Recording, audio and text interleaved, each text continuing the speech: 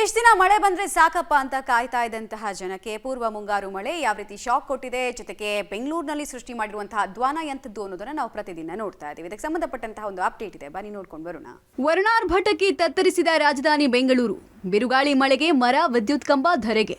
ಹೌದು, ನಮ್ಮ ಬೆಂಗಳೂರು ಎಷ್ಟೇ ಡೆವಲಪ್ ಸಿಟಿ ಆದರೂ ಸಣ್ಣ ಮಳೆ ಬಂದರೂ ಕೂಡ ನೀರಿನಲ್ಲಿ ಬೆಂಗಳೂರು ಮುಳುಗಿ ಹೋಗುತ್ತೆ. ಇದಕ್ಕೆ ಸಾಕ್ಷಿ ಎಂಬಂತೆ ನಿನ್ನೆ ಸುರಿದ ಧಾರಾಕಾರ ಮಳೆಗೆ ರಾಜಧಾನಿಯಲ್ಲಿ ನಾನಾ ಅವಾಂತರ ಸೃಷ್ಟಿಯಾಗಿದೆ. ಹೌದು, ಬಿರು ಬೇಸಿಗೆಯಿಂದ ಬಳಲಿದ್ದ ಬೆಂಗಳೂರಿಗೆ ಕೊನೆಗೂ ಮಳೆ ಬಂತಪ್ಪ ಅಂತ ಖುಷಿಯಲ್ಲಿದ್ರು ಜನ. ಆದ್ರೀಗ ಉಲ್ಟಾ, ಯಾಕಾದ್ರೂ ಮಳೆ ಬರ್ತಿದೆ ಅಂತ ಅಂದುಕೊಳ್ಳುವ ಪರಿಸ್ಥಿತಿ ನಿರ್ಮಾಣ ಆಗಿದೆ. ನಿನ್ನೆ ಸುರಿದ ಧಾರಾಕಾರ ಮಳೆಗೆ ಆರ್ಆರ್ ನಗರದ ರಸ್ತೆಗಳು ಜಲಾವೃತವಾಗಿ ಕಾರುಗಳು ನೀರಿನಲ್ಲಿ ಮುಳುಗಿದ್ವು. ಮತ್ತೊಂದು ಕಡೆ ಸುರಿದ ಭಾರೀ ಮಳೆಗೆ ಕೆಲಸ ಮುಗಿಸಿ ಮನೆಗೆ ಹೋಗೋಕೆ ಆಗ್ತಾ ಇಲ್ಲ ಅಂತ ಜನ ಹಿಡಿಶಾಪ ಹಾಕಿದ್ರು. ಮಳೆ ಆರ್ಭಟಕ್ಕೆ ಆರ್ಆರ್ ನಗರದ ಪೆಟ್ರೋಲ್ ಬಂಕ್ ಸಂಪೂರ್ಣ ಜಲಾವೃತ ಆಗಿತ್ತು.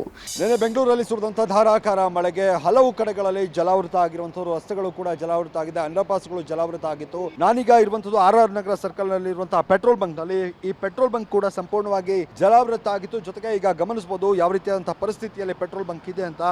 ಯಾರು ಕೂಡ ಪೆಟ್ರೋಲ್ ಹಾಕಿಸ್ಕೊಳ್ಳೋದಕ್ಕೆ ಬರೆದಂಥ ಪರಿಸ್ಥಿತಿ ಈಗ ಕಂಡು ಬರ್ತಿದೆ. ಆದರೂ ಕೂಡ ಜನ ಬಂದು ನೋಡ್ಕೊಂಡು ವಾಪಸ್ ಹೋಗ್ತಿದ್ದಾರೆ.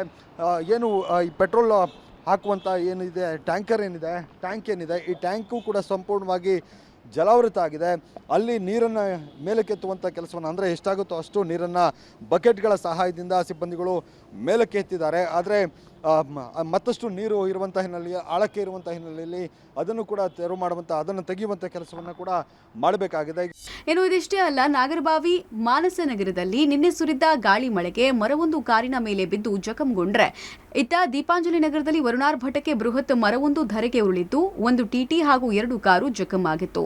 ಲಕ್ಷ ಲಕ್ಷ ಹಣ ಕೊಟ್ಟು ಕಾರು ಬೈಕ್ ಖರೀದಿ ಮಾಡಿದ್ರೆ ಮಳೆಯಾರ್ಭಟದಿಂದ ಅವುಗಳಿಗೂ ಹಾನಿ ಆಗ್ತಾ ಇದೆ ಅಂತ ಕಾರು ಬೈಕ್ ಮಾಲೀಕರು ತಲೆ ಮೇಲೆ ಕೈ ಹೊತ್ತು ಕೂರೋ ಸ್ಥಿತಿ ನಿರ್ಮಾಣ ಆಗಿದೆ.